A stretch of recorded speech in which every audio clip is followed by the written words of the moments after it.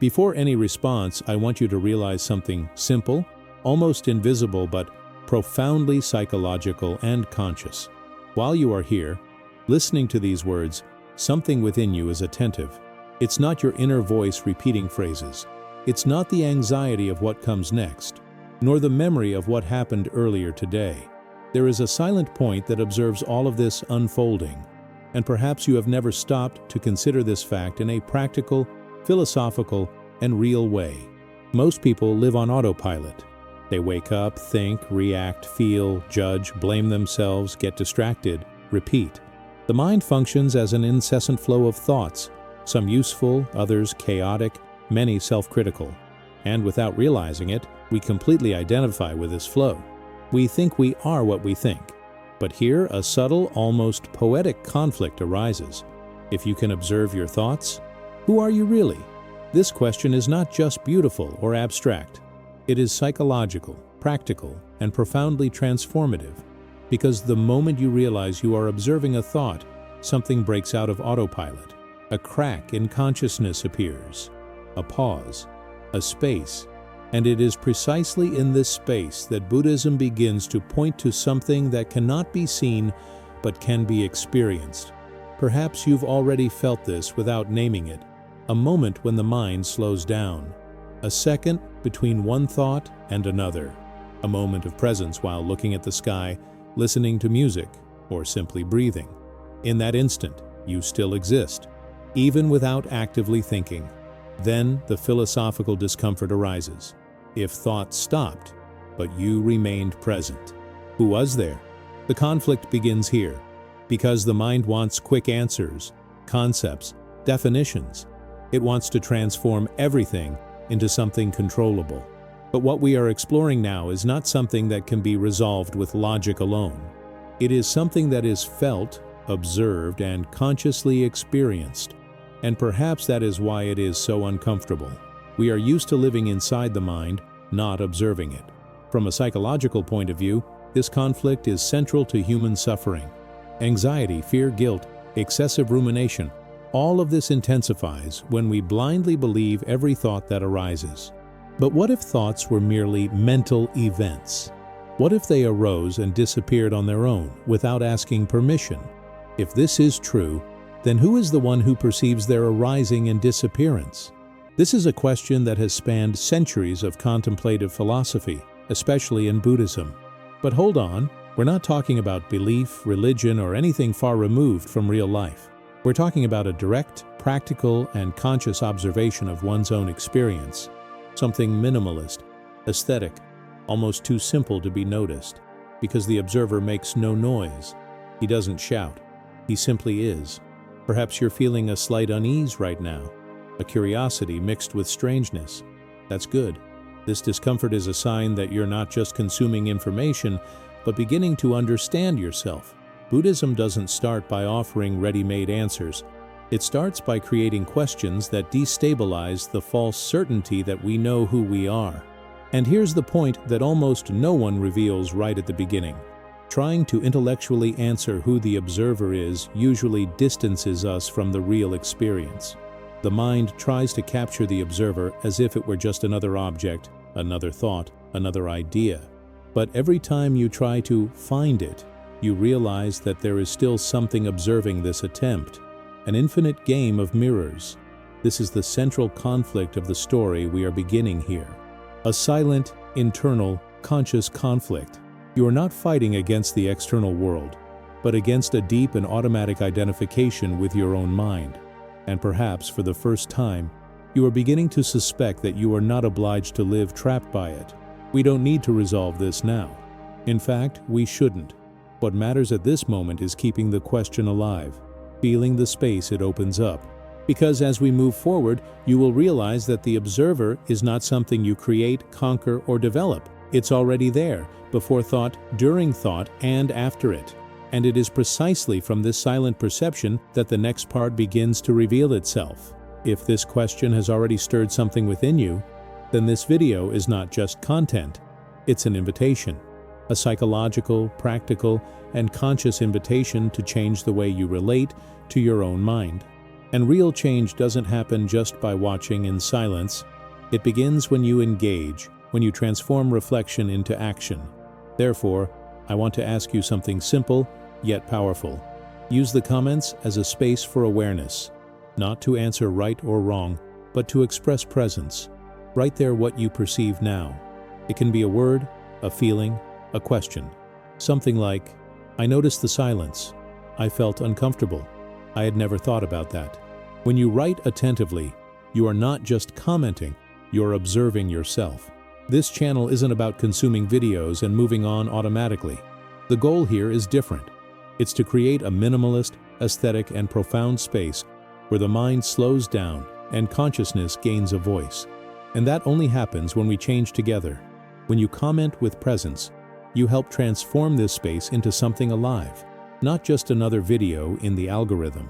If this content has already broken, even slightly, your autopilot, leave a conscious like, not as a habit, but as an internal signal of, this touched me.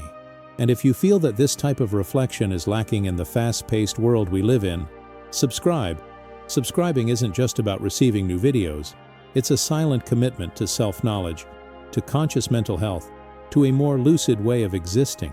We're not going to change everything at once, but each pause, each question, each attentive comment is already a disruption in the mind's automatic cycle.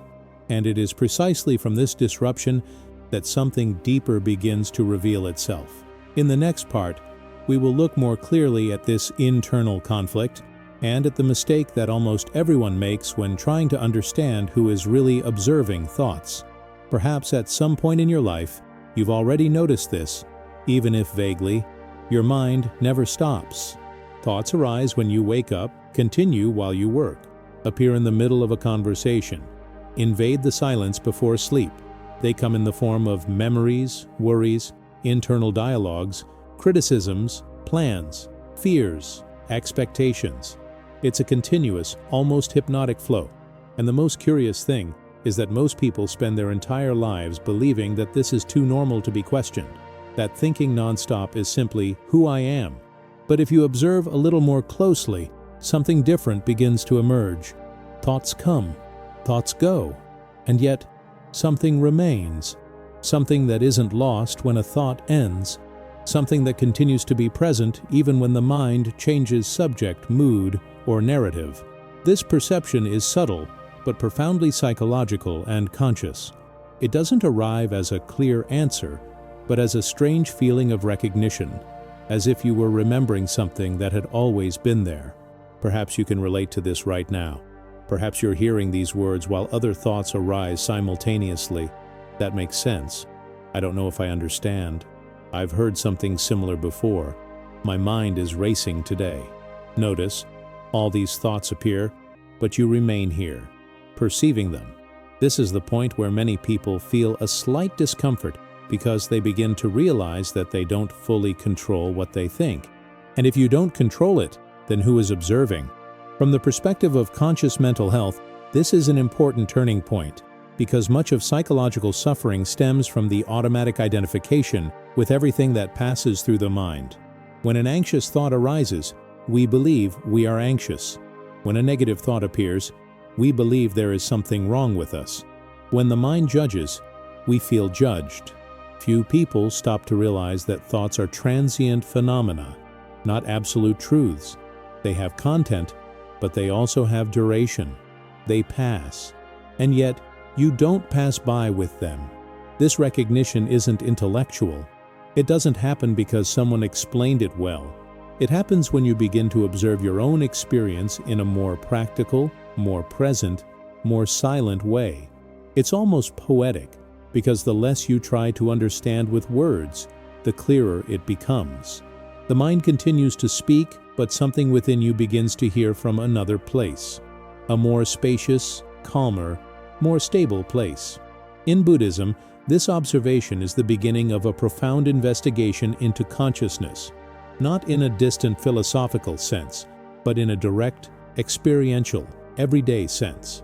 It's not about eliminating thoughts, nor about fighting against the mind. On the contrary, it's about seeing the mind as it is, a flow, a movement, an activity. And realizing that what observes this movement does not move in the same way, perhaps you're realizing now that there's a difference between being lost in thought and being aware of it. When you're lost, everything seems urgent, real, personal. When you observe, a little space emerges, and that space changes everything. It doesn't solve problems immediately, but it changes how you relate to them. Anxiety loses some of its power. Reactivity decreases. Life begins to be lived with more clarity. This process is profoundly human and, at the same time, extremely simple. So simple that the mind tends to ignore it. We are used to seeking complex solutions, elaborate techniques, external answers. But here, we are talking about something minimalist, aesthetic, almost silent, realizing that you are the field where the experience happens, not just the content of the experience. And the more you observe, the more you realize that this presence doesn't depend on effort. It's already there. Even on confusing days, even in difficult moments, even when the mind is noisy. This brings a strange feeling of intimacy with oneself, as if you were rediscovering yourself beneath all the layers of thought, personal history, and constructed identity. It's no wonder that many people feel a mixture of relief and fear when they reach this point. Relief, because they realize they don't have to believe everything they think. Fear, because the mind loses its role as the absolute protagonist. And this is a conflict worth observing carefully, without haste, without ready-made answers. As you continue watching, you may begin to perceive this space more clearly. You may realize that it has always been there, but has never been named. And this perception becomes clearer as we progress, because understanding the mind is only part of the journey. The most important thing is to understand this automatic identification we make with it, and the profound impact this has on our emotional, psychological, and conscious lives. Before we move on, I want to invite you to something simple but very important for this space to continue existing and growing in depth. If any part of this resonated with you, leave a comment at the end of the video. It can be something short, like, "I observed," "It made sense," "I felt present," or even a phrase like, "Thoughts pass, I remain." These comments are not just engagement. They help create a more conscious, more honest, more present community. But hold that in mind for a moment, because in the next section, we're going to get to the point where almost everyone gets confused. The most common mistake we make when believing that we are our own minds, and how this silently shapes our entire experience of suffering and freedom. Now, with that feeling of something remains still fresh, we arrive at the central question, and I want you to feel its weight, not as a pretty phrase, but as a practical key to your psychological life. Because from here on, the video ceases to be just reflection and begins to turn into conscious investigation. So breathe with me and really listen. If you can observe your thoughts, according to Buddhism, who is the observer behind them? Do you see how this changes everything? Most of us spend years trying to improve the mind, control the mind, calm the mind, as if the mind were a restless dog pulling on the leash. But this question points in a deeper yet more minimalist direction. Before trying to fix what appears in the mind, we need to recognize who is seeing the mind appear. And I know, it might sound too philosophical at first, but this is the kind of philosophy that doesn't just float in the air. It touches your routine, your mood, your relationships, the way you deal with anxiety, comparison, guilt, fear of the future, and rumination on the past. This is where Buddhism becomes incredibly practical, because when you begin to identify the observer, you begin to gain inner space, and inner space is emotional freedom. Let's take it one step at a time, without rushing, in the most conscious way possible. Thoughts are like notifications. They arrive unannounced. Sometimes they bring something useful, sometimes drama, sometimes an old story with a new twist, and even when you don't want them, they appear. But there's a detail we ignore. You don't need to turn every thought. You don't need to merge with it. You can perceive it. And the central question of the video is pointing precisely to this. What is it within you that you perceive? In Buddhism, this investigation is almost an aesthetic gesture of consciousness. Simple, clean, direct. It's not a hunt for an intellectual answer that will make you smarter. It's a look at the experience as it is now. And when you look closely, you begin to notice a fundamental difference between content and space. Content: thoughts, mental images, memories, internal phrases, ideas. Space: that where all of this happens. And the observer has much more to do with this space than with the content. But here a very common trap appears, and I'm warning you now so you don't fall into it. The mind will try to transform the observer into just another object. So the observer is a voice. The observer is a higher thought. The observer is a part of the personality. The observer is a spiritual concept. And then you realize you're stuck in the same place again, trying to find something within the mind, using the mind itself as a tool. This creates an almost infinite cycle. Buddhism, when it speaks of the observer, is not telling you to invent a new entity. It is inviting you to recognize something that is already there, prior to thought and independent of the type of thought that appears. Because if the observer depended on the content, it would change along with each thought. But your experience shows the opposite. Thoughts change all the time, and yet there is perception. And this is very important for conscious mental health.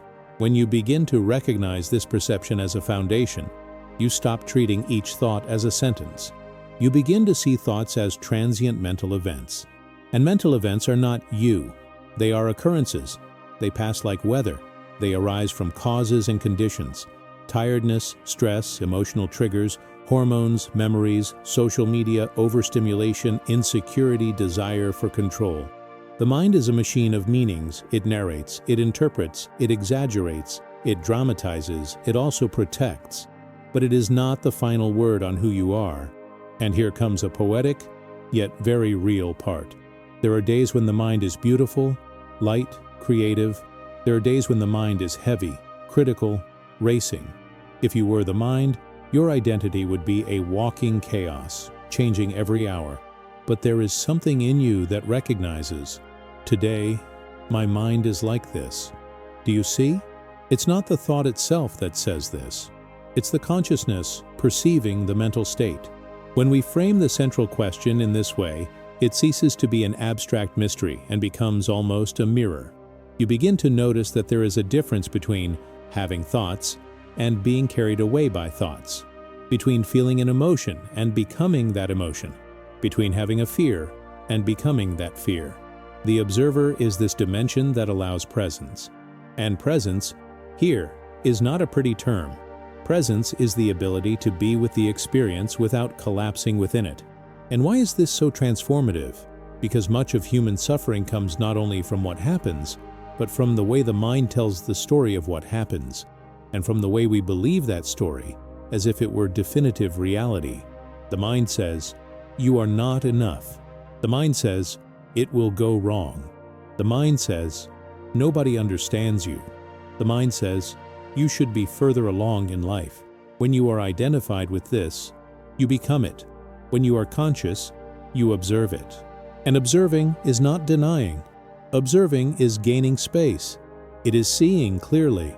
It is having a choice. Buddhism calls this the path of clear vision. It's not forcing the mind to be positive. It's not pretending everything is all right. It's seeing the mental process with honesty, gentleness, and precision. It's almost an inner aesthetic. Less excess, less noise, more lucidity. And that's why this central question is so powerful. It promises a profound answer, yes, but not a ready-made answer. The answer is a shift in perspective that happens as you learn to recognize the observer in the midst of the flow. And there's another detail that makes this investigation even more fascinating. When you try to point the observer with the finger of your mind, it seems to escape. Not because it doesn't exist, but because it's not a thing. It's not an object you put on a mental shelf. It's what exists before the shelf, before thought, before the label. And that can be extremely liberating and, at the same time, extremely uncomfortable for the mind that loves to control. This is exactly where we'll get into the next part. The most common mistake almost everyone makes, thinking that I am my thoughts, and how this identification creates a chain of suffering, psychologically, emotionally, and in daily life. From this, you'll see why, in Buddhism, the first step isn't to fight with the mind. It's to stop confusing yourself with it. And now, just so I feel like you're really with me on this journey, when you finish this section, comment below with one of these phrases, or create your own, but in the same vein. I perceive my thoughts. I am not my mind. Something is watching. Or simply presence. This helps me understand where you are in this process, increases video engagement, and most importantly, creates a conscious space in the comments. Because the conversation continues there, and the next part will be even more intense. And this is exactly where most people slip up without realizing it. They believe, with almost automatic certainty, that they are their own mind, that they are what they think, that the inner voice is me. And it's not because someone formally taught them this, it's because, from a very young age, we've been trained to identify with mental content as if it were our identity. You think, I am shy, I am anxious, I am weak, I am strong, I am a failure, I am special, and little by little these phrases become a kind of mirror. But it's a distorted mirror because it doesn't reflect what you are. It reflects what the mind is saying at that moment. And if you stop to look carefully, you'll realize that this is profoundly psychological and at the same time, extremely practical. Because when you believe you are the mind, you start living as if every thought were a fact, every interpretation were truth, every sensation were a definitive warning. The mind speaks and you obey. The mind judges and you shrink. The mind creates a story and you enter it as if it were the only possible script. This is pure autopilot. It's not just thinking, it's being carried by thought. Buddhism draws attention to something almost obvious, but which changes everything when you see it. Thoughts are events, not identity. A thought is a mental occurrence, a phenomenon that arises due to causes and conditions and then disappears. It can be repetitive, it can be insistent, it can be seductive, but it is still an event. And events happen within something larger. They don't define who. Imagine a room. People come and go. Conversations arise, die, change subject. If you stay long enough, you'll see that nothing there is fixed. The mind is a bit like that. Thoughts come and go like visitors. Some are polite, others are noisy. Some arrive bringing fear, others bring desire, others bring old memories with a whiff of guilt. But they are visitors. And the problem begins when you give the key to the house to any visitor just because they showed up. When you believe everything, identify with everything, merge with everything. This is the most common mistake, confusing presence with narrative, confusing consciousness with content, confusing the observer with the story told by thought. And this happens so naturally that we don't even realize it. You wake up and a thought comes. Today is going to be difficult. That's it. The body responds, the mood drops, the energy changes. You start the day already within a mental prediction. Then another one comes. I should be further along in life. And suddenly you're already comparing, already demanding more of yourself, already feeling a weight that didn't even have a name. And all this happened without anything external needing to change. Only the film changed inside your mind. Now bring this to conscious mental health. Anxiety is often a complete fusion with thoughts about the future. Depression is often a fusion with heavy narratives about the past and identity. Stress is a fusion with mental urgencies as if the world were collapsing every minute. And do you see? In all these cases, the suffering isn't just having thoughts. It's believing that the thoughts are you. It's transforming an internal event into identity. Buddhism doesn't say that thinking is wrong, nor does it say that you should fight against your mind. On the contrary, fighting against thoughts usually makes them stronger, like a tight knot. What Buddhism proposes is more minimalist and, for that very reason, powerful. To see thoughts as thoughts, that's all. To recognize them, to name them internally. Thought, like looking at a cloud and saying, cloud. You don't need to push the cloud away. You don't need to argue with it. You don't need to turn the cloud into an enemy. You just need to realize that it's a cloud and not the sky. And look how this is both aesthetic and philosophical at the same time. When you stop identifying with the content, space is created. And in that space, a clarity emerges that doesn't depend on beautiful thoughts. You can be having a bad day and still remain conscious. You can be afraid and still not become fear. You can feel anger and still not turn into anger. That difference is everything, because it gives you back choice. And choice is a form of inner freedom. But let me show you a detail that makes this mistake even more treacherous. The mind has an immense talent for seeming like you. It speaks in the first person. It uses your story. It pulls up real memories. It points out real flaws. It predicts plausible dangers. And then you think, if it sounds so much like me, it must be me. But the fact that a thought uses the word I doesn't mean it is I.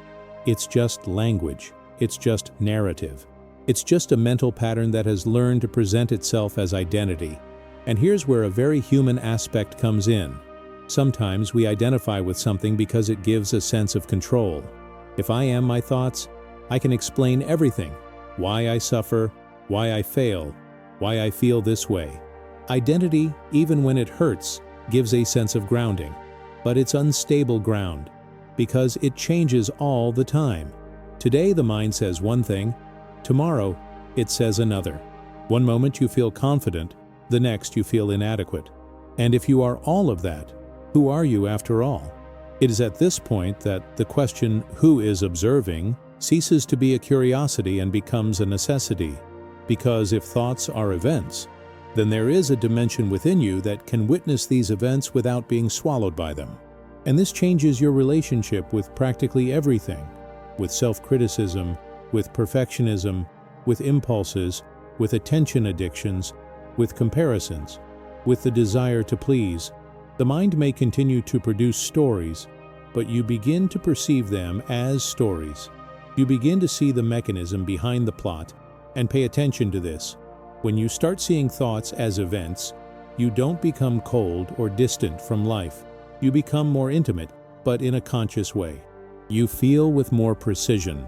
You perceive with more honesty. You suffer less from anticipation. You react less reflexively. You become more present in the little things because you're not always living inside the next mental sentence. This is a silent transformation, almost invisible on the outside, but radical on the inside. And if you're thinking now, okay, but how do I do this in practice amidst the chaos of the day? Great, because that's where we'll get into it next. How this recognition happens in the body, in breathing, in attention, how you perceive the exact moment you identify with it, and how, with conscious practice, you can create a microspace between you and the thought without forcing it, without fighting it, without becoming a hostage of the mind. This is where the content becomes very applicable, very down to earth, and at the same time profoundly contemplative. Before we move on, let me ask you one thing right now at the end, very directly to strengthen the energy of the video and our space in the comments. Write a short sentence that shows you understood the point. It could be, thoughts are events. I am not the voice of the mind. I observe and don't get lost. I am the sky, not the cloud, or even just consciousness. If you want, also comment. What type of thought most often tries to become your identity? Comparison, anxiety, self-criticism, fear. This helps a lot with engagement and also guides me to delve deeper into exactly where it gets to me most, because in the next part we're going to start differentiating, more clearly, what is a conditioned mind and what is observant presence, and you'll feel this shift happening as you watch. From here on, it's important to slow down the internal rhythm a bit and sharpen our attention, because what we're going to discuss now is often easily confused. When we talk about an observer, many people automatically imagine another thought, a sophisticated new idea, a kind of calmer voice inside the head. But that would be falling into the same mistake again, only with a more spiritualized guise. The observer is not a thought. It has no form, no phrase, no opinion. It doesn't comment, doesn't analyze, doesn't judge. It perceives. And perceiving is something radically different from thinking about. This might sound too simple at first, but that's precisely where the depth lies. The observer is the one who notices when a thought arises, the one who recognizes when an emotion appears in the body, the one who feels a tension in the chest, a tightness in the stomach, a sudden lightness, or a nameless tiredness. Even before you say, "I'm anxious," there was already a perception of anxiety. Before the word sadness, there was the sensation. Before the story, there was the feeling. This before is a good place to begin investigating. From a psychological and conscious point of view, this completely changes the relationship with internal experience. Because when you realize that there is something within you that observes emotions without being the emotion itself, thoughts without being the thought, sensations without being the sensation, identity begins to loosen. Not abruptly, but like a knot that gradually unravels. You begin to live less attached to the mental narrative and more present in what is really happening now.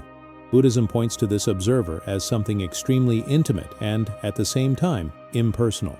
Intimate because it is always there, in all experiences, from the simplest to the most intense. Impersonal because it does not belong to the story that the mind tells. It has no past or future. It carries no labels. It does not need to be defended or proven.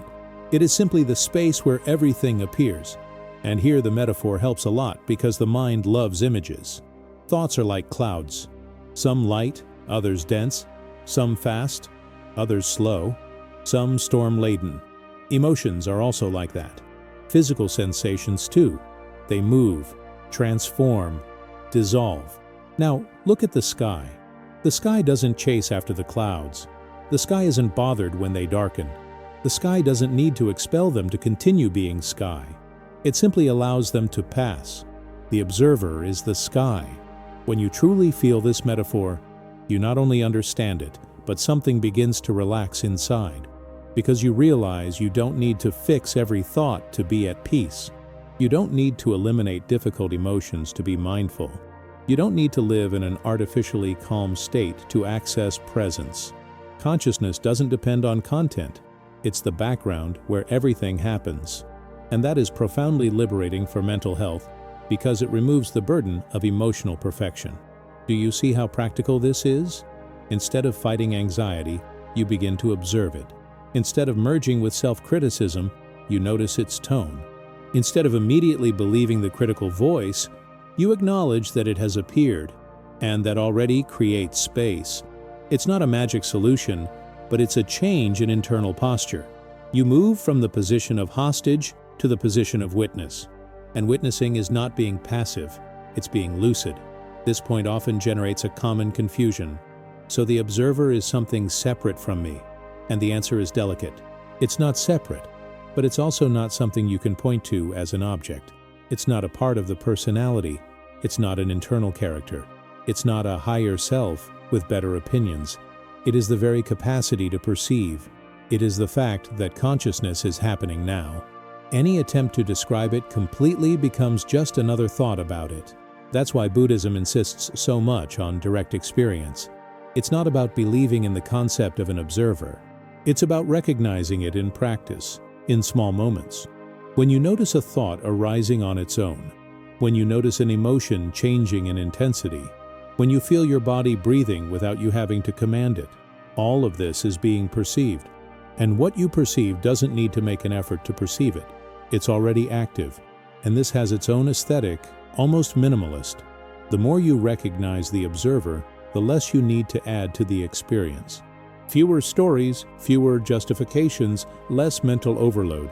You begin to live with more inner simplicity, even if external life remains complex. And this simplicity is not impoverishment, it's clarity. It's like cleaning a lens. The world remains the same, but you see it with less distortion. Perhaps as you listen to this, your mind is trying to understand too much. That's normal. It wants to capture the observer, to transform this into a secure conceptual map. But you don't need to follow this movement. You can notice that the mind is trying to understand, and that is already observation happening. This detail is important. Even the attempt to understand is something observed. Nothing escapes consciousness, except consciousness itself, which cannot be seen as a thing. And this is where the investigation starts to get really interesting, because the more you try to find the observer as the object, the more you realize that he is the background of everything. He is not inside the experience is inside him. Thoughts, emotions, and sensations appear and disappear, but the capacity to perceive remains stable. This doesn't mean you become someone detached from life. On the contrary, you begin to live with more presence, more intimacy with the now, less internal noise. This recognition doesn't happen all at once. It matures. Sometimes you perceive it clearly, sometimes you get lost in your mind again. That's part of it. Mindful training isn't about never getting lost, it's about noticing faster when you've been lost. And each time you notice, the observer gets stronger. Not because it grows, but because the identification diminishes. In the next part, we'll delve deeper into the transient nature of the mind, understand why everything that changes can't be who you are, and how this perception refines the relationship with suffering, attachment, and identity. But before moving on, I want to keep this space alive and conscious in the comments as well. When you finish this section, comment something simple without overthinking. It could be, I am the sky, I observe, thoughts pass, present awareness, or even, that made sense. If you want to go a little deeper, comment, at what time of day do you get most confused by your thoughts? Morning, night, work, relationships? These comments are not just engagement, they are an extension of the practice, and from here, everything starts to become even clearer. If you've been following along attentively so far, you should already be starting to notice something very specific in your own experience. Nothing in the mind stays exactly the same for very long. A thought appears, gains strength, transforms, disappears. Another one arises soon after. Sometimes it's a memory, sometimes a worry, sometimes a random image, sometimes a phrase that repeats itself like an echo. The mind is movement, it's flow, it's constant change. And the more consciously you observe, the more evident this becomes in a way that's almost impossible to ignore. Now bring this into your practical life.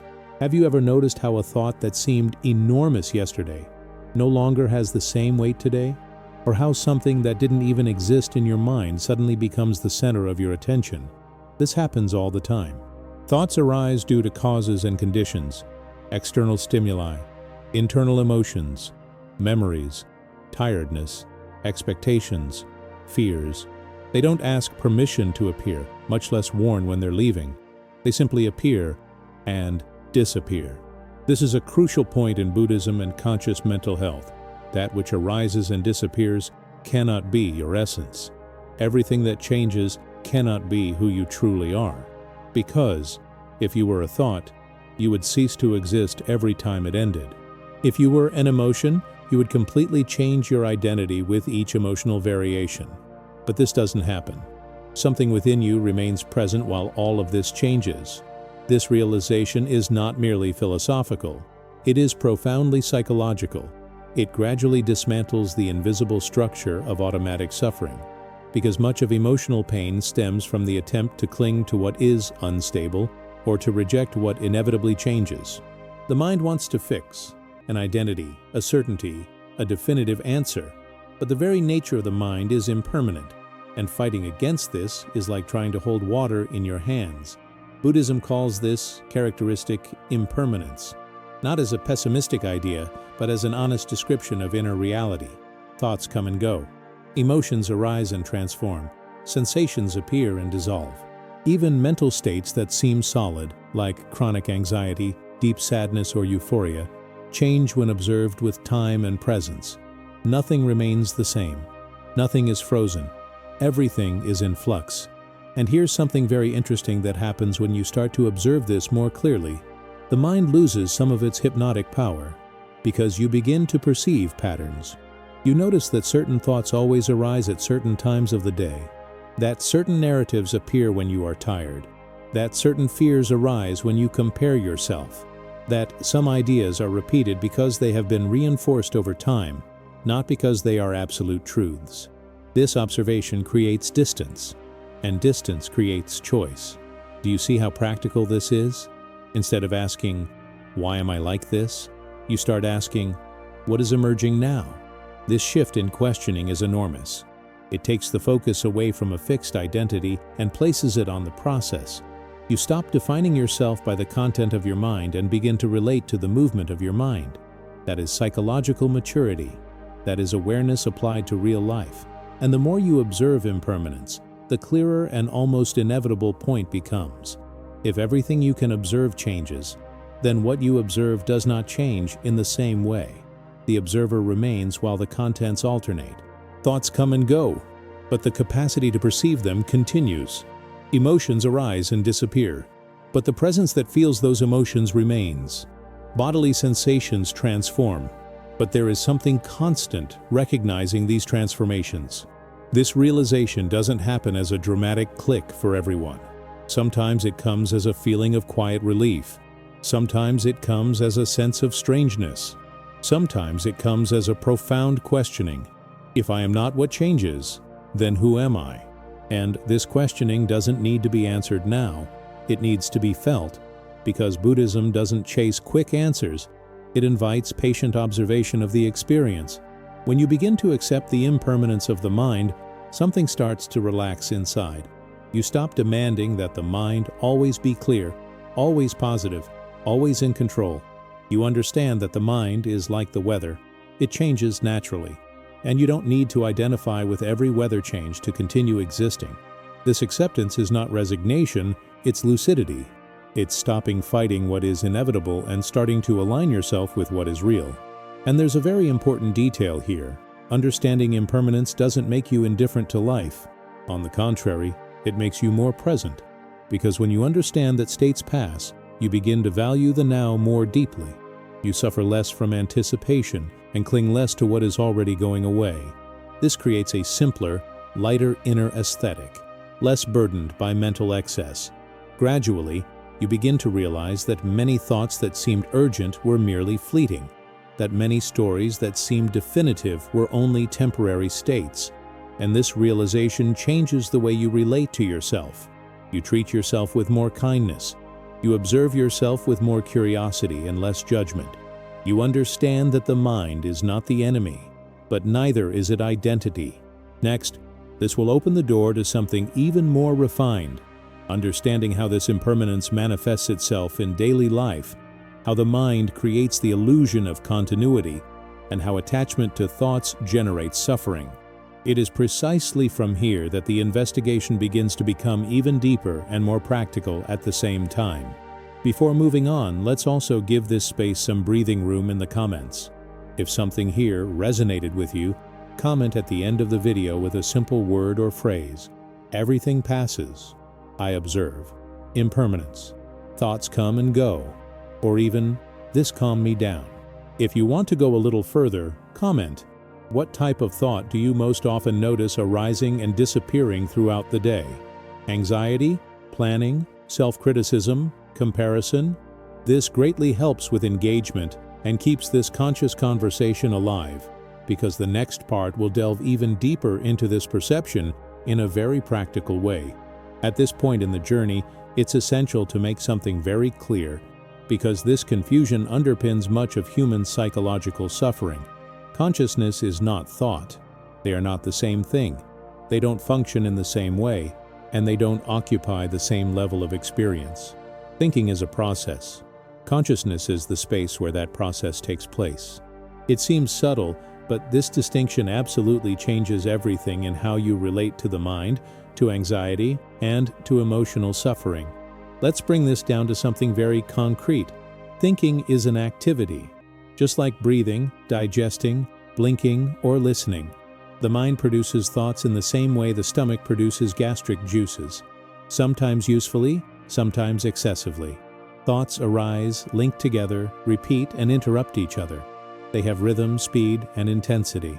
You can notice when they accelerate, when they become confused, when they become obsessive, or when they become lighter. All of this is a process. Now, the game-changing question is, where does this process take place? It happens in consciousness. And consciousness isn't making an effort to exist. It doesn't begin when thought begins, and it doesn't end when thought ends. It is the stable field where all mental movement occurs. Just as a river needs a bed to flow, thoughts need consciousness to appear. And this already shows that they are not the same thing. The problem is that, from an early age, we have been conditioned to live glued to our thoughts. Most people don't perceive the space where thought takes place, only its content. And that's where the fusion occurs. Thought becomes identity. Process becomes I. When the mind says, something is wrong, consciousness contracts. When the mind projects a negative future, the body reacts as if it were already happening. This is how anxiety sets in, not because the thought exists, but because there is total identification with it. When you realize that thinking is just a process happening within consciousness, something begins to reorganize itself internally. You don't need to eliminate thoughts to be conscious. You don't need to empty your mind. You don't need to conquer the mind. All of that is the thought process itself, attempting to control thought. What changes is the position from which you observe. You step out of the midst of the turmoil and begin to perceive the turmoil. And this is extremely practical for conscious mental health. Because anxiety, for example, is a mental process that involves future thoughts, anticipatory images, physical sensations, and narratives of threat. When you believe that's what it is, anxiety becomes identity. When you recognize that it's happening within you, anxiety becomes experience.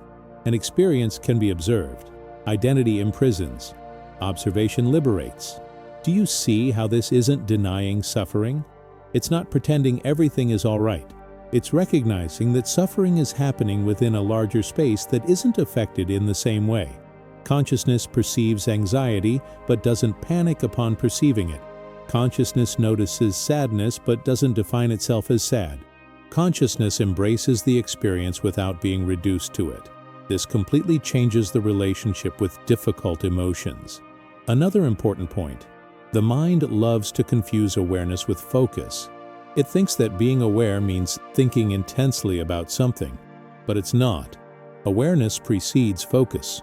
You can be aware even when your mind is scattered. You can be aware even when random thoughts arise. What defines awareness is not the quality of thought, but the fact that there is perception. And here's something very beautiful and at the same time disconcerting. You don't need to create awareness. You don't need to generate awareness. You don't need to learn to be conscious as if it were an external skill. Consciousness is already operating now as you listen to these words. It is perceiving the sound, the meaning, perhaps an emotion, perhaps a resistance, perhaps curiosity. All of this is being perceived. Therefore, consciousness is already present. The training then is not about having awareness. It's about recognizing it. It's about noticing when you get lost in the mental process and when you return to the space where the process takes place. And this becomes clearer when you start observing the mind without trying to control it. When you let thoughts pass as they do and realize that awareness doesn't go away with them. This distinction is profoundly liberating because it dismantles the belief that you need to solve your mind to live better. You begin to realize that you can live with more presence even on confusing days, that you can feel intense emotions without drowning in them, that you can have negative thoughts without becoming negative. This doesn't eliminate challenges, but it changes the level at which you relate to them. And gradually, something very interesting happens. The mind begins to slow down on its own, not because you forced it, but because it is no longer being fed by constant identification. Thoughts still arise, but they don't encounter the same friction. They pass more fluidly, and when they linger, you can observe them without getting completely lost. That is emotional maturity. That is applied awareness. It's important to say, you won't be able to sustain this perception all the time. And you don't need to. The conscious path isn't about perfection, it's about return. Recognizing when you've lost your way and coming back. Recognizing when you've identified with something and letting go. Each return strengthens clarity. Each realization reduces unnecessary suffering. And this happens at the pace of real life, not in some distant spiritual ideal. Next, we'll delve into an even more delicate point: why the observer doesn't judge, how judgment arises from the conditioned mind, and how this directly influences how you treat yourself internally. But before we continue, let me ask you something now, only at the end, to keep this space alive. If this made sense to you, leave a simple comment below. Consciousness is space. Thought is process. I observe. I am not my thoughts. If you want to delve deeper, also comment, when do you most notice your mind generating anxiety about the future, comparisons, demands, relationships? These comments greatly help with video engagement and also guide future content, because the conversation doesn't end here. It's just becoming clearer. Now, as this distinction between consciousness and thought becomes clearer, an even more sensitive point emerges, and perhaps one of the most liberating aspects of this entire process. The observer does not judge, he only perceives. This may seem simple at first glance, but when you really begin to notice this difference in practice, something profound reorganizes itself within you. Notice how it works in everyday life. A thought arises, I wasn't good enough. Immediately afterward, another thought evaluates the first. This is bad, this is failure, this says something about who I am. Then an associated emotion emerges, perhaps shame, perhaps anxiety, perhaps guilt. And without realizing it, you're already immersed in a field of judgment. Judging the thought, judging the emotion, judging yourself for feeling what you feel. All of this happens very quickly, almost like a conditioned reflex. But pay close attention. The simple fact that you realize you are judging yourself already shows that there is something within you that is not judging. Because judgment is an activity of the mind. Observation is something else. The observer doesn't say, this is good or this is bad. He says silently, this is happening. And that difference changes everything. Judgment always carries a burden of the past and conditioning. It stems from learned patterns, internalized beliefs, comparisons, social expectations, and past experiences. The conditioned mind operates through categories: right and wrong, success and failure, acceptable and unacceptable. It attempts to organize experience into labels to feel safe. However, this attempt at control comes at a high psychological price. Constant tension, excessive self-criticism, fear of making mistakes, fear of feeling, fear of being. The observer doesn't need this structure. He doesn't need to classify the experience to recognize it. He doesn't need to justify what arises. He doesn't try to immediately correct what appears. He simply notices. Thought arose. Emotion appeared. Sensation changed. All of this is seen without anything within you needing to wage war against it. And it is precisely here that a very profound form of inner freedom is born. Not an external freedom of perfect circumstances, but an internal, silent freedom that does not depend on controlling the mind all the time. Because when judgment falls away, space is created. And in that space, experience can exist without being immediately transformed into a problem. This is extremely relevant to conscious mental health, because much of the suffering doesn't just come from what we feel, but from judging what we feel. It's not just the anxiety that hurts. It's the thought, I shouldn't feel this. It's not just the sadness. It's the idea, this is weakness. It's not just the fear. It's the label, this is wrong. When you begin to perceive without judgment, the secondary suffering begins to dissolve. And note, perceiving without judging doesn't mean agreeing with everything, nor becoming complacent, nor passive. It means seeing clearly before reacting. It means not automatically transforming every internal experience into identity or condemnation. Conscious action is only possible when perception precedes judgment. Otherwise, you act based on conditioned reflexes. Perhaps you are now realizing that judgment has a very specific voice. It tends to be harsh, hasty, comparative. It says should, shouldn't, always, never. It tries to close the experience quickly. The observer, however, is in no hurry. He doesn't need to conclude anything. He simply remains present while the experience moves. This presence is silent, but firm. It neither pushes nor pulls. It sustains. When you begin to recognize this in practice, something very interesting happens.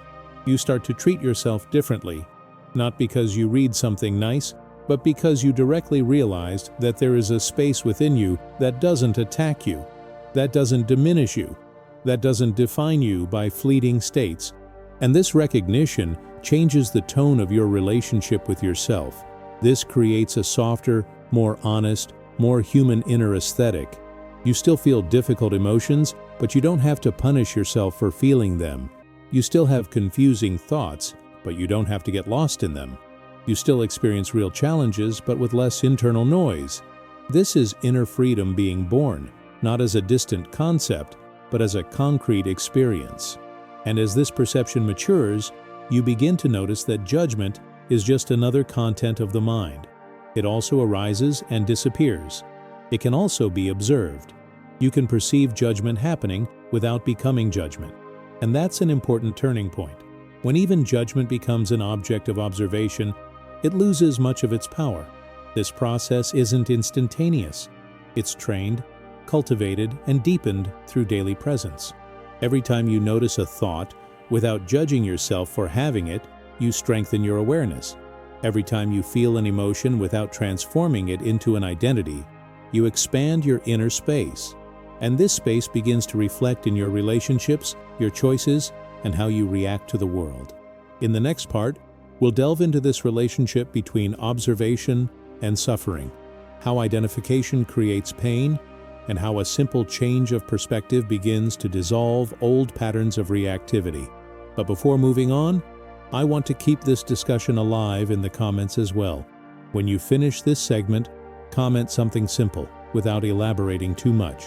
I observe without judging. Judgment is thought, more space, presence, or even, this touched me.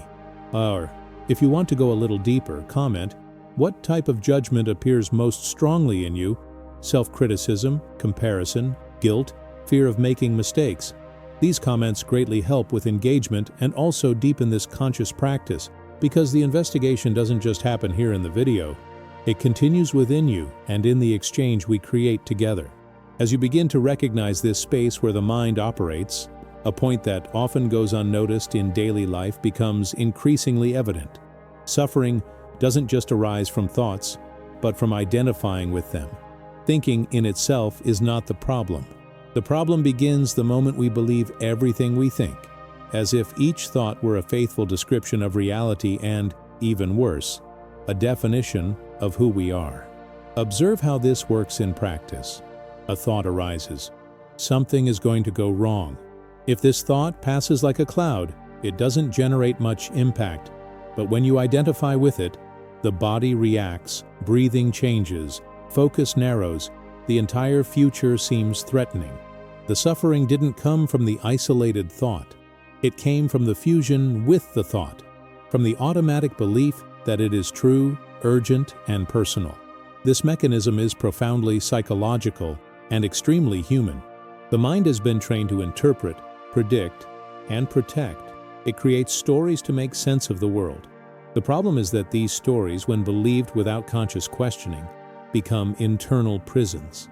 You begin to live within mental narratives as if they were the world itself. And then suffering ceases to be a passing event and becomes a recurring state. In Buddhism, this is seen very clearly. We don't suffer because thoughts arise. We suffer because we cling to them. We cling to the idea of, I'm not enough, this shouldn't be happening, I always mess everything up, nobody understands me, it's going to go wrong again. These phrases seem intimate, personal, true, but when observed more closely, they reveal themselves to be merely repeated mental patterns, conditioned by past experiences, old fears, and future expectations. And here's a crucial point for conscious mental health. When you begin to observe your thoughts instead of merging with them, something changes in your relationship with suffering. Not because the thoughts disappear, but because you create emotional distance. And this distance is not coldness or denial. It's space. Space to breathe. Space to feel without getting lost. Space to respond instead of reacting. Imagine a movie screen. The scenes can be intense, dramatic, exciting, but the screen remains intact. The observer who recognizes the mind begins to experience something similar. Thoughts continue to pass, sometimes with powerful stories, but something within you doesn't fully enter the film. You perceive the plot without becoming completely entangled in it, and this changes the intensity of the suffering. Identification transforms thoughts into commands. Observation transforms thoughts into information. When you believe everything you think, the mind becomes the ultimate authority. When you observe, the mind becomes an object of consciousness, and this is a silent but profound shift, because suffering loses its absolute character. It ceases to be "I am like this" and becomes "this is happening now." Do you see how liberating this is without being escapist? You're not running away from reality. On the contrary, you're approaching it with more clarity. You're seeing the mental process happening in real time. You're recognizing patterns. You're realizing that much suffering is repeated because identification is repeated. And when identification diminishes, the pattern begins to weaken. This doesn't mean the pain disappears immediately. Emotions continue to arise. Difficult situations persist, but secondary psychological suffering, that which stems from resistance, self-criticism, and rumination, begins to lose its power. You suffer, but you suffer less, and you suffer for a shorter time, because you don't feed the experience with endless stories about it. This emotional distance creates something very valuable: clarity. With clarity, you better perceive what really needs to be done and what is just mental noise. You realize when a thought is useful and when it is just repetition. You realize when an emotion calls for care and when it simply calls for presence. This changes decisions, relationships, and how you treat yourself internally. And perhaps most importantly, when you stop identifying completely with your thoughts, you begin to experience a sense of inner freedom that doesn't depend on external circumstances. Even on difficult days, there is a space of lucidity. Even amidst chaos, there is a point of stability. Not because you control your mind, but because you don't become completely confused by it. This process is gradual. At times you observe it clearly, at other times you get lost again. This is part of the conscious path. Each time you notice the identification happening, you are no longer fully identified. This perception, in itself, is already a step away from automatic suffering. Next, we'll delve into the practical application of this observation, how it's taught in Buddhism, how meditation doesn't try to stop thoughts but to change your relationship with them, and how you can apply this in your daily life without isolating yourself from the world. But before moving on, I also want to open up this space in the comments because it greatly strengthens the energy of the video. When you finish this segment, comment something simple and true. I identify with this, I'm learning to observe, less merging, more space, or thoughts are not facts. If you want to go a little deeper, comment. What type of thought most often causes you suffering? Fear of the future, self-criticism, comparison, guilt? These comments increase engagement and transform this video into a living space of shared awareness, preparing the ground for the next part. When Buddhism speaks of practice, it's not talking about something distant from real life, nor a complex ritual reserved for monks in absolute silence. The Buddhist practice of observation begins exactly where you already are, in the thinking mind, the feeling body, the life that happens.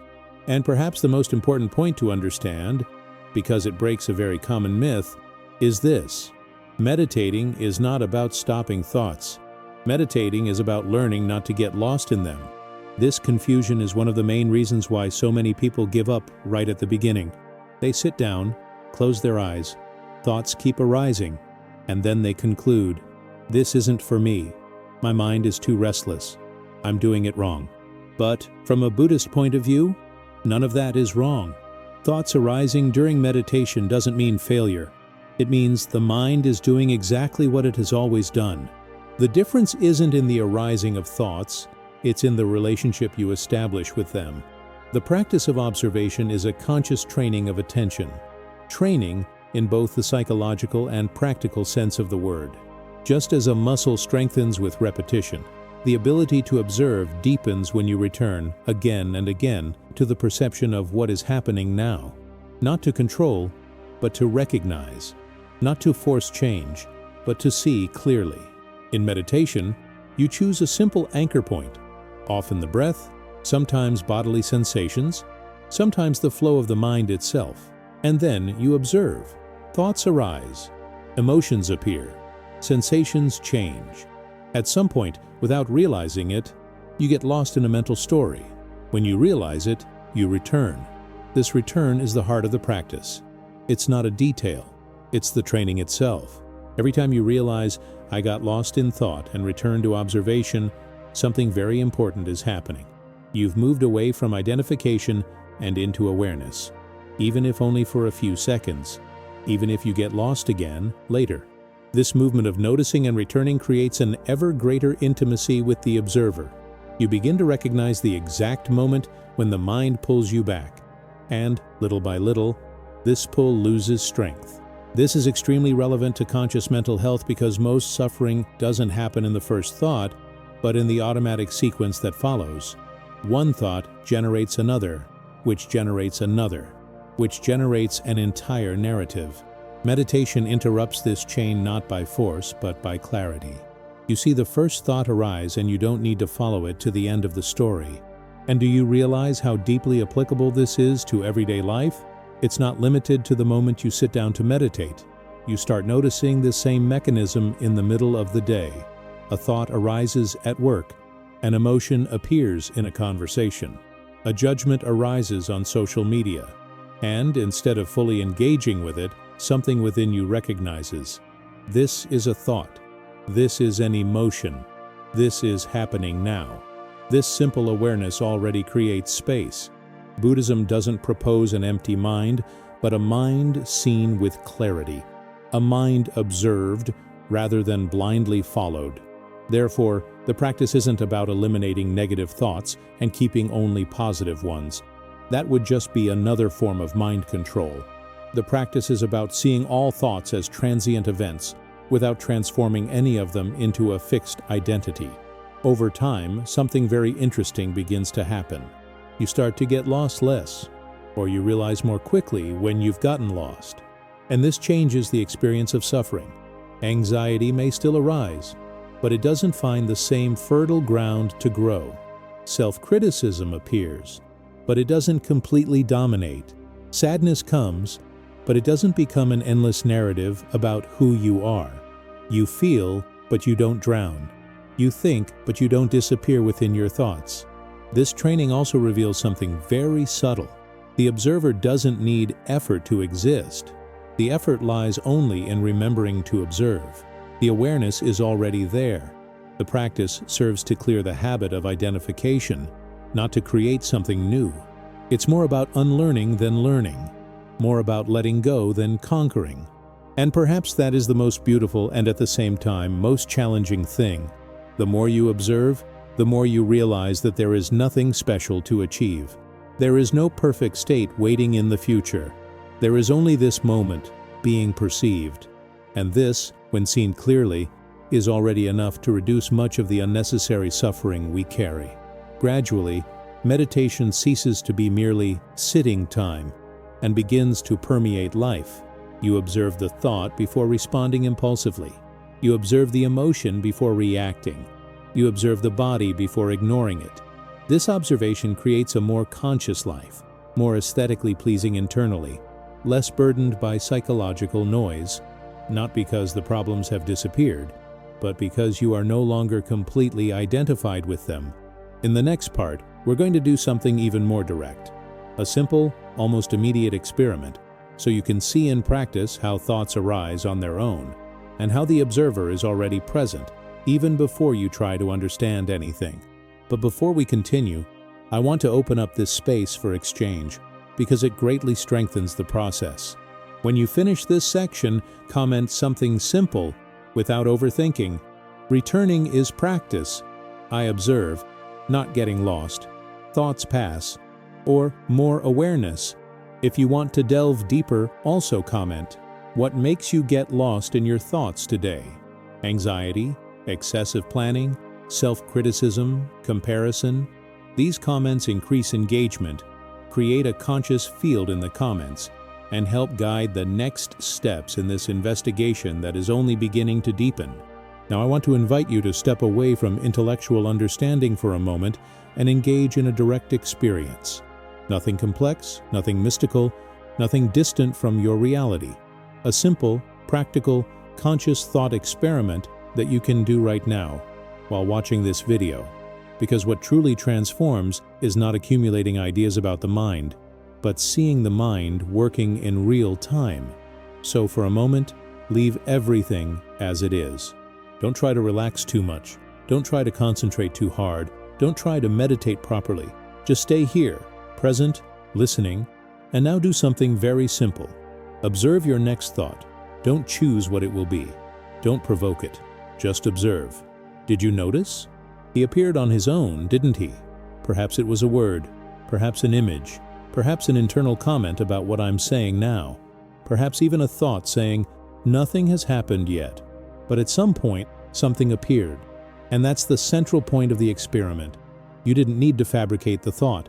It simply emerged into the field of consciousness. Spend a little more time with this. Observe another thought. Notice how it comes from nowhere, presents itself, occupies a space for a moment, and then dissolves, giving way to another. Sometimes it is quick, sometimes it is insistent, sometimes it seems important, sometimes irrelevant. But they all have something in common. They appear on their own. Now, notice something even more subtle. The moment you became aware of the thought, there was already some conscious awareness of it. You don't perceive it afterward. You perceive it while it's happening. This means that consciousness was already present before the thought arose. Otherwise, there would be no perception at all. This detail is small, but it completely changes how you relate to your mind. This experiment is simple precisely because it doesn't depend on belief. You don't need to believe in Buddhism or philosophy or spirituality. You just need to observe your own experience. And when you observe honestly, it becomes difficult to deny. Thoughts arise on their own. They don't ask permission. They don't ask if it's a good time. They simply appear. And now comes the question that deepens all of this. If the thought arose on its own, who is observing this emergence? Who perceived it? Who noticed it? Who is conscious now while this process is happening? Do you see how this undermines the idea that you are your thoughts? Because if you were the thought, you wouldn't be able to observe it arising. You would be merged with it. But you are seeing it. You are perceiving it. There is a minimum, but sufficient, distance between the observer and the observed content. And it is precisely in this distance that inner freedom is born. This interactive moment is not a trick. It's a mirror. It shows directly that the mind functions as a spontaneous flow. And it also shows that consciousness isn't making an effort to perceive this flow. It simply perceives it. This recognition is profoundly psychological and at the same time extremely practical. Because from here, you begin to question something fundamental. If thoughts arise on their own, why do I blame myself for having them? Why do I define myself by them? Why do I believe them all? Perhaps you are now realizing that many thoughts that generate suffering are not conscious choices. They appear as conditioned reflexes, old fears, repeated beliefs, emotional patterns, and this completely changes the relationship with guilt, shame, and self-blame. Because you begin to understand that you are not responsible for the emergence of the thought, but you can become responsible for how you relate to it. This experiment also reveals something very important for mindful practice. You don't need to create the observer. It's already there. You didn't need to do anything special to perceive the thought. You didn't need to enter an altered state. You didn't need to change your breathing. You simply perceived it. This shows that awareness is not a rare state. It is the constant backdrop of experience. And the more you repeat this type of observation throughout the day, the more familiar it becomes.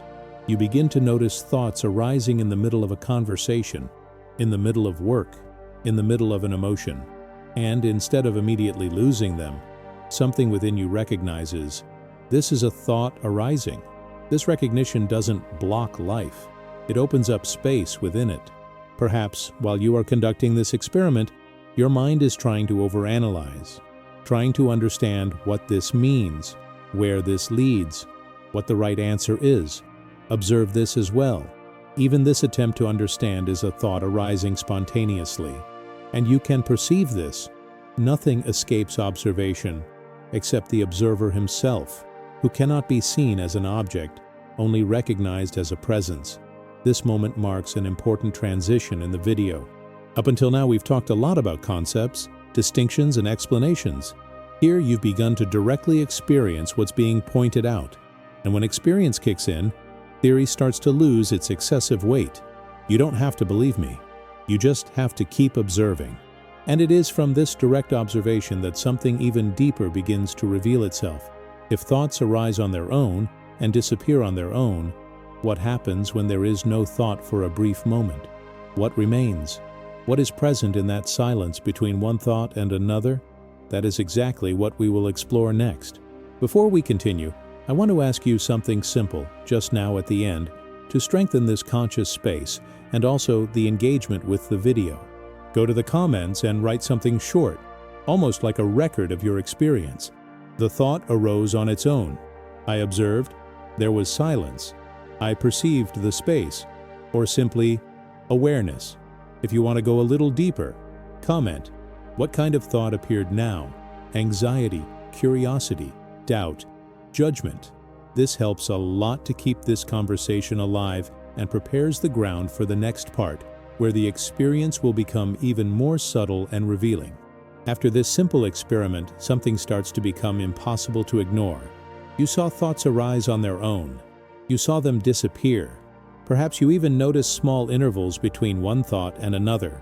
And it is precisely there that a question arises that is not common, not comfortable, and not easily answered by the logical mind. Who are you when you are not thinking? Notice how this question isn't theoretical. It stems from experience. Because if you observed carefully, there were moments, even very brief ones, when no specific thought occupied the center of your attention. A micro-silence, a space, a pause, and yet you remained present. You didn't switch off. You didn't disappear. You didn't cease to exist. Something remained there, conscious, attentive, alive. This point often causes a slight psychological short circuit. The mind is accustomed to defining itself by content, ideas, stories, opinions, memories, plans. When the content diminishes, it goes on alert. If I'm not thinking, then who am I? And it is precisely this discomfort that opens the door to a real insight, not just an intellectual one. Because, look honestly, when the mind is silent for a moment, there is no emptiness in the sense of absence. There is presence. There is perception. There is formless consciousness. You still hear sounds. You still feel your body. You still perceive that you are here. This means that your existence does not depend on active thought. Thought happens in you, not as you. This recognition is extremely subtle and, at the same time, profoundly transformative for self-knowledge and conscious mental health. It begins to dissolve an old belief that you need to be thinking all the time to exist, to be someone, to have value. When you realize that there is presence even without thought, something deeply relaxes. The internal effort diminishes. The mental urgency loses its power. And it's important to say, this silence doesn't need to be deep, long, or perfect. Sometimes it's just a second, sometimes less, but it's enough to reveal something essential. The insight isn't in the duration of the silence, but in the fact that something is conscious even when the mind isn't producing narratives. Buddhism points to this very directly, but without turning it into a rigid concept. It doesn't say, you are this, as a new identity. It points and invites continuous observation. Whenever the mind slows down, even unintentionally, you can notice there is still awareness, there is still presence, there is still perception. This completely changes the relationship with anxiety, because you begin to realize that the racing mind is not the basis of your existence. It is merely a transitory state. Many people never realize this because they are afraid of silence. The conditioned mind associates silence with emptiness, boredom, unproductivity, even danger. So it fills any space with thoughts. But when you begin to observe with kindness, you discover that silence is not absence. It is space. A living, conscious, aesthetic, simple space. A space where you don't need to prove yourself, explain yourself, or defend yourself. And look how liberating that is. If you are not just what you think, then you are not obliged to carry every thought as a burden.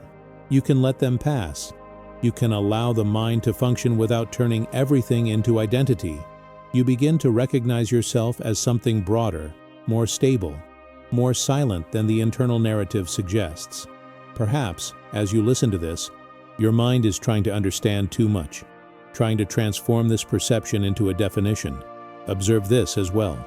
Even this attempt to understand is a thought arising, and as it arises, something within you is perceiving.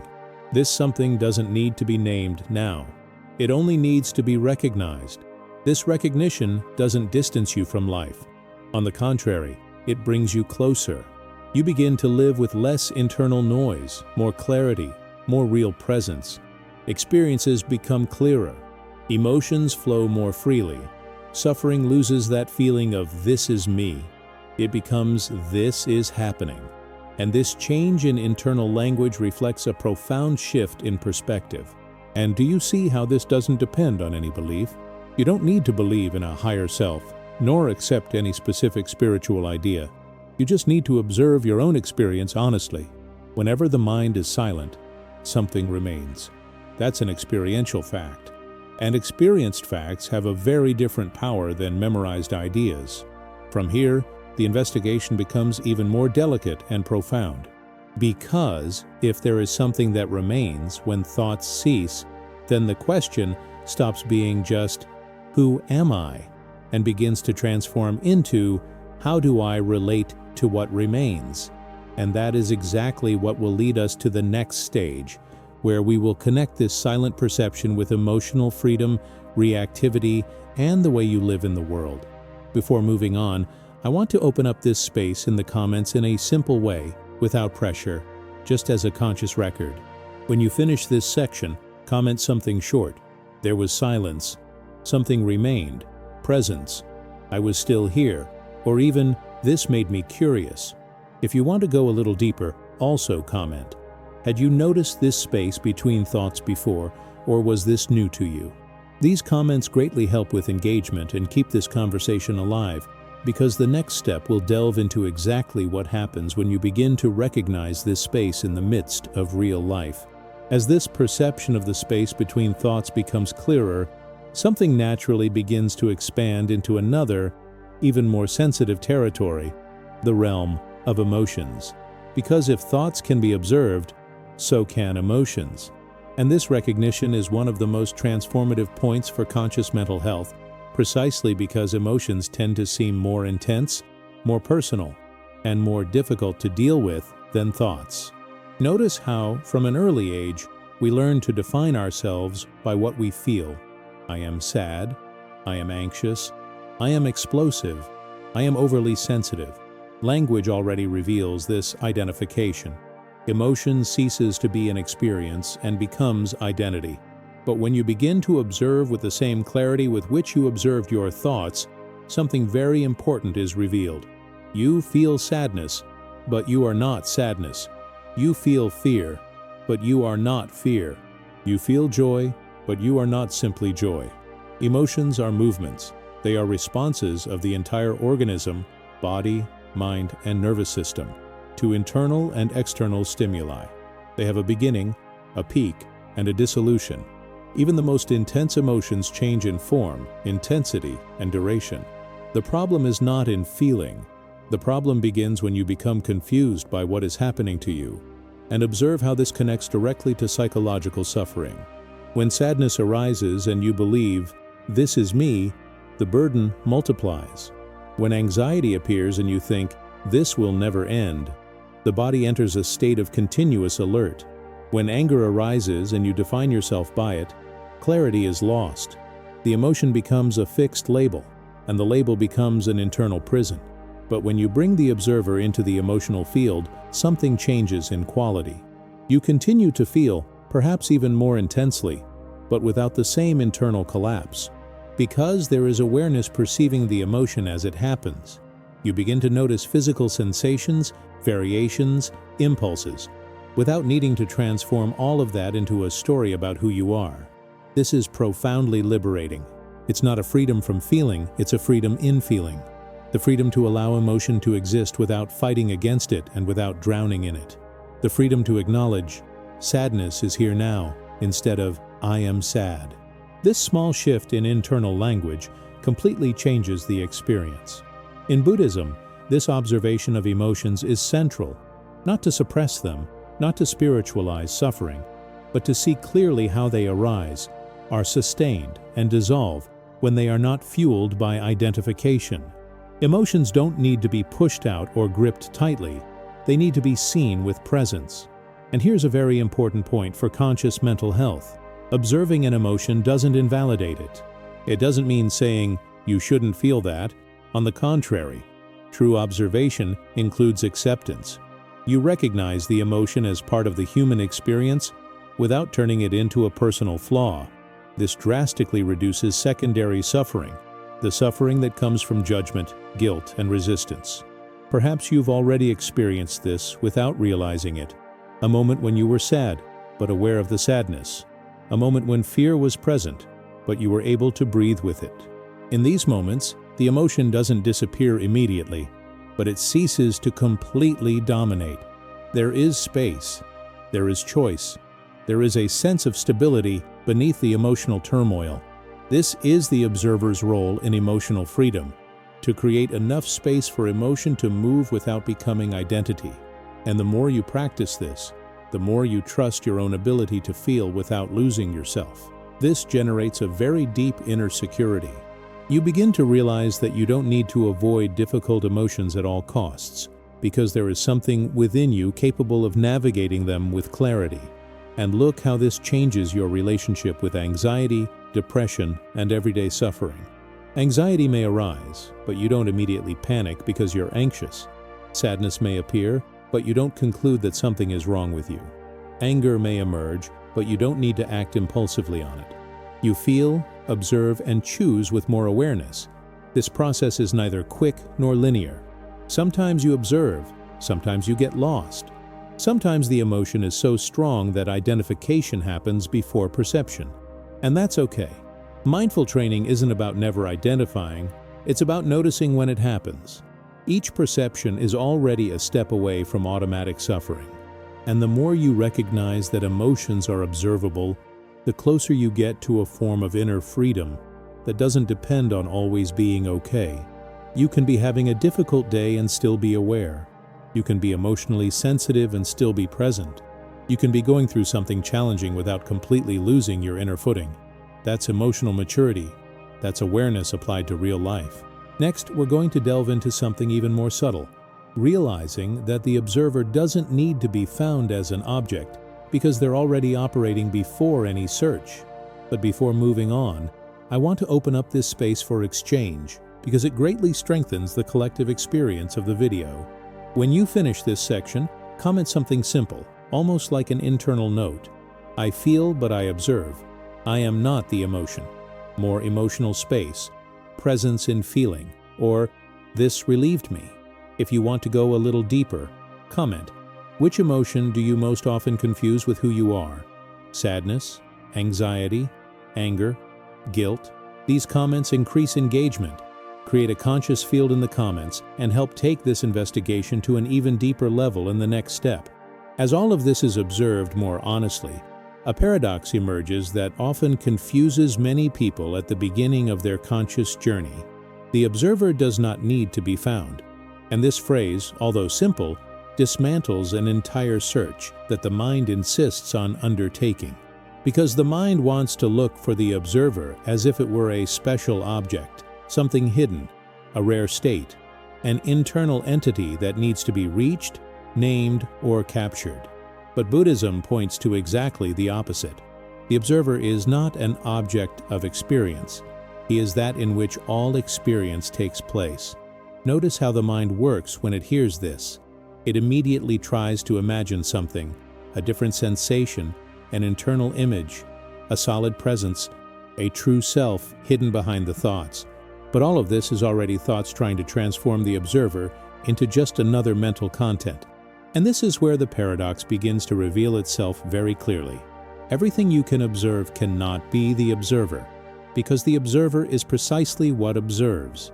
When you perceive a thought, that thought is not the observer. When you perceive an emotion, that emotion is not the observer. When you perceive a sensation in the body, that sensation is also not the observer. All of this appears and disappears. All of this changes.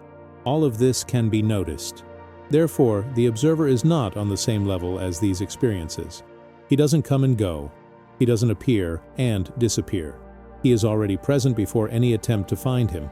This completely changes the direction of the inner search, because instead of looking for something new, you begin to recognize something that has always been there. And this change is profoundly liberating from a psychological and existential point of view.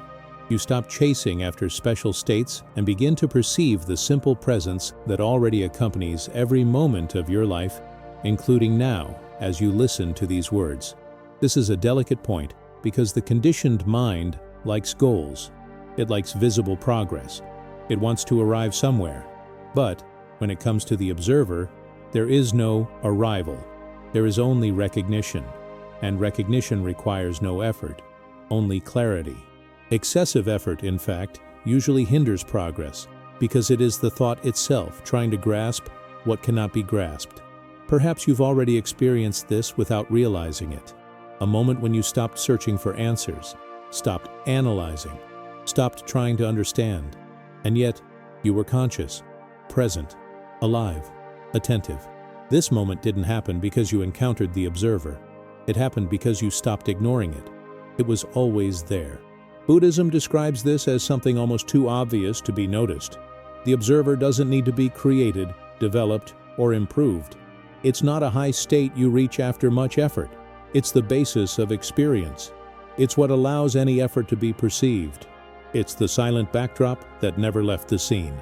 And do you see how this connects with everything we've seen so far? Thoughts arise and disappear. The observer remains. Emotions come and go. The observer remains. Mental states change. The observer remains. Even the spiritual quest happens, and something observes that quest. This means that even when you feel confused, lost, or distant, the observer hasn't gone away. It's just been forgotten amidst the noise. This forgetfulness is very human.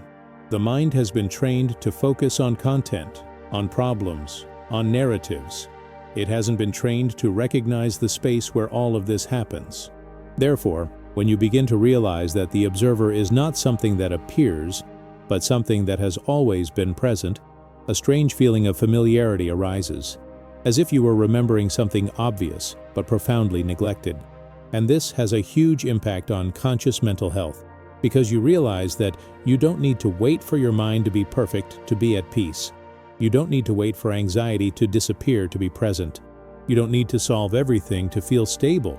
Presence doesn't depend on mental conditions, it precedes them. This changes how you deal with suffering, uncertainty, and the ups and downs of life. When the observer is recognized in this way, something very subtle happens. The incessant search diminishes. The attempt to constantly fix oneself loses strength. You continue to grow, learn, mature, but with less internal violence, with less self-criticism, with more kindness, because you realize that you are not broken, you are just too identified with the content of your mind. And here it's worth reinforcing something important. Recognizing that the observer has always been there doesn't make you apathetic or disconnected from the world. On the contrary, it makes you more present, more sensitive, more attentive to the nuances of experience. You react less automatically and respond more consciously. This is reflected in your relationships, your work, and how you treat yourself when you make mistakes or suffer. This recognition doesn't happen as a final event. It deepens over time. Sometimes it becomes clear, sometimes it becomes clouded. Sometimes you remember, sometimes you forget. And all of this is also observed. None of this threatens the presence itself. The observer doesn't get lost. What is lost is attention to it. And conscious practice is, in large part, this gentle remembering, this simple return. In the next part, we'll bring all of this to modern life in an even more direct way. How this perception manifests itself in daily life, in relationships, in the pressures of the current world, and how it can transform the way you live without needing to isolate yourself from reality. But before moving on, I want to keep this discussion alive in the comments. When you finish this section, make a short comment without elaborating too much. It's always been here. I don't need to search for it. Its presence already exists. I perceive it, or simply, that made sense. If you want to delve a little deeper, comment. Do you often feel like you're always searching for something to feel complete? These comments greatly help with engagement and also deepen this investigation because the conversation continues, and the next step will connect all of this to real life in the most practical way possible.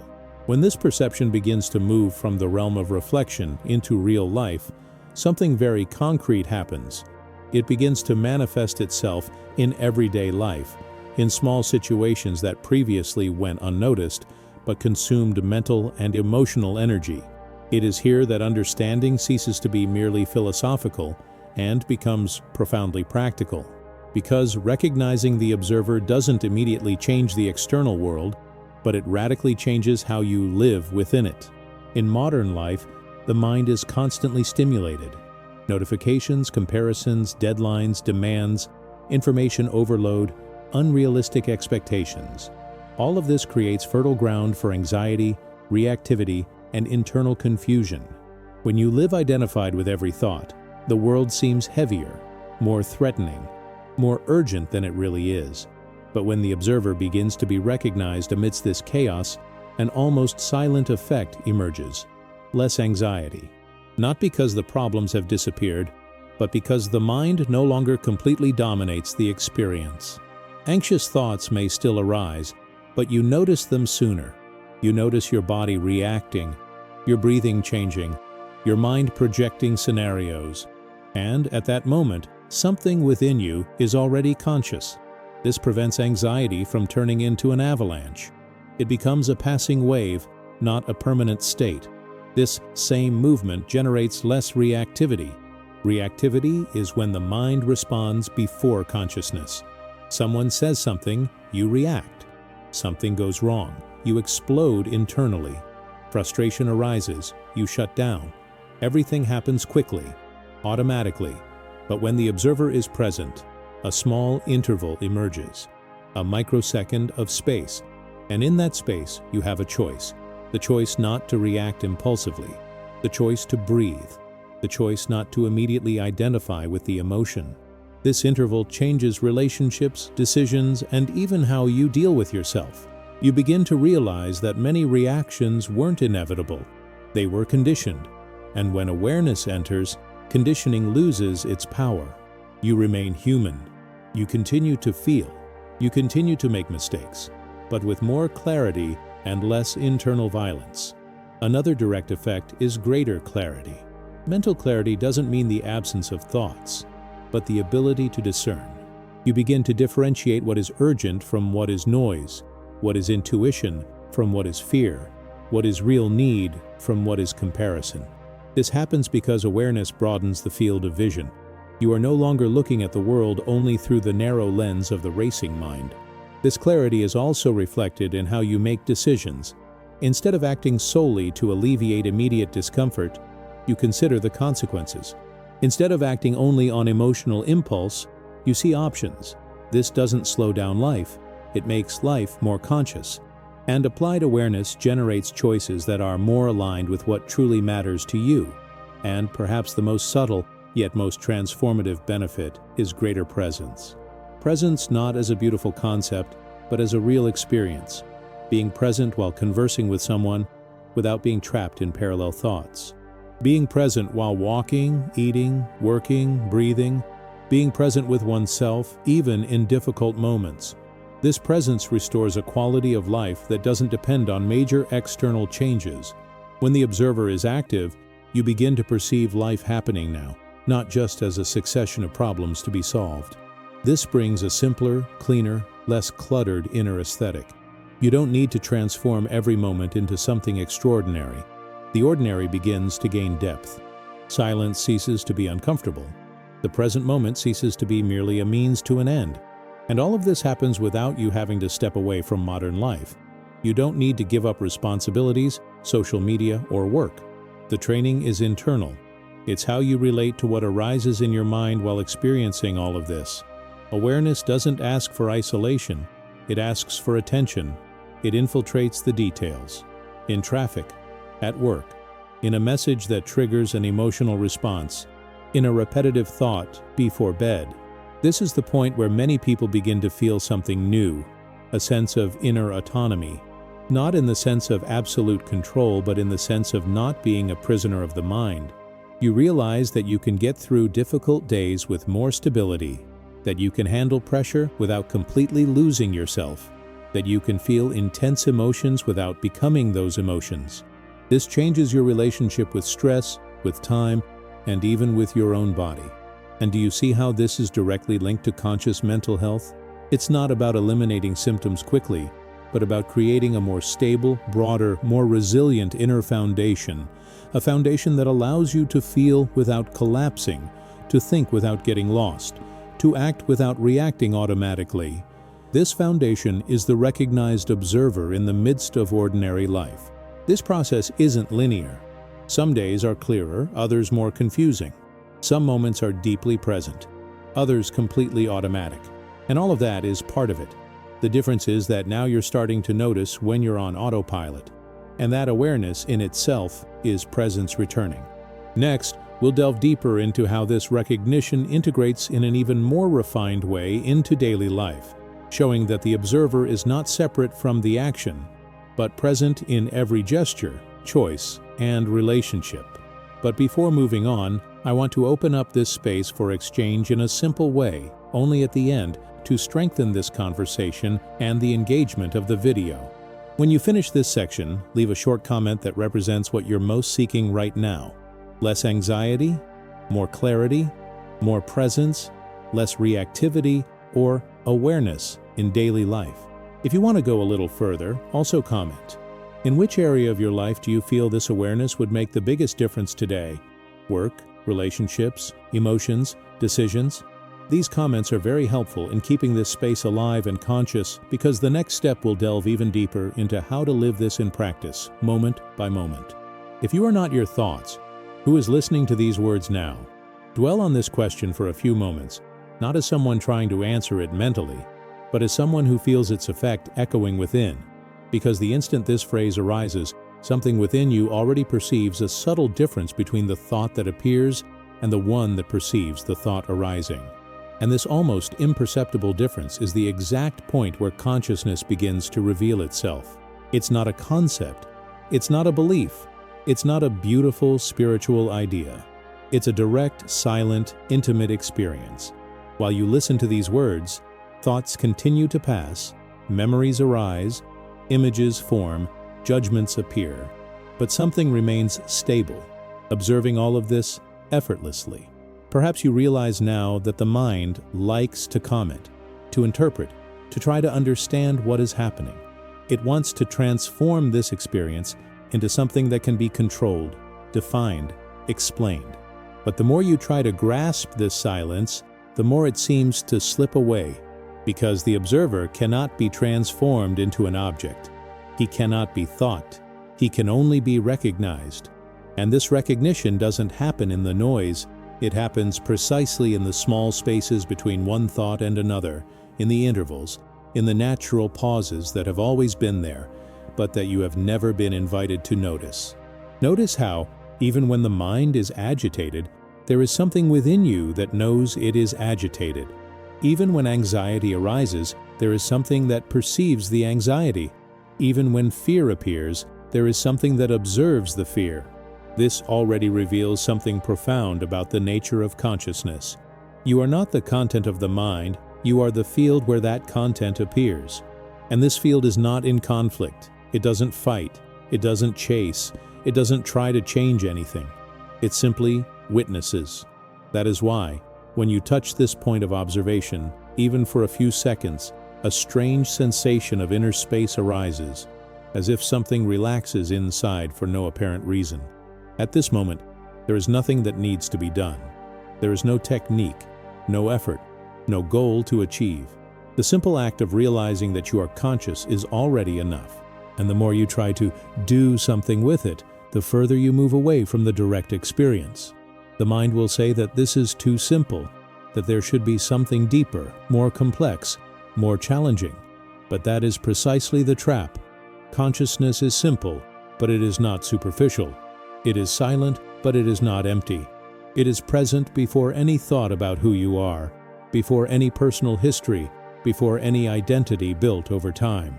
Perhaps now you're beginning to notice that this observer has no age, no form, no gender, no past. It carries no guilt, no expectations, no fear of the future. All of this appears in the mind, but it doesn't belong to the observer.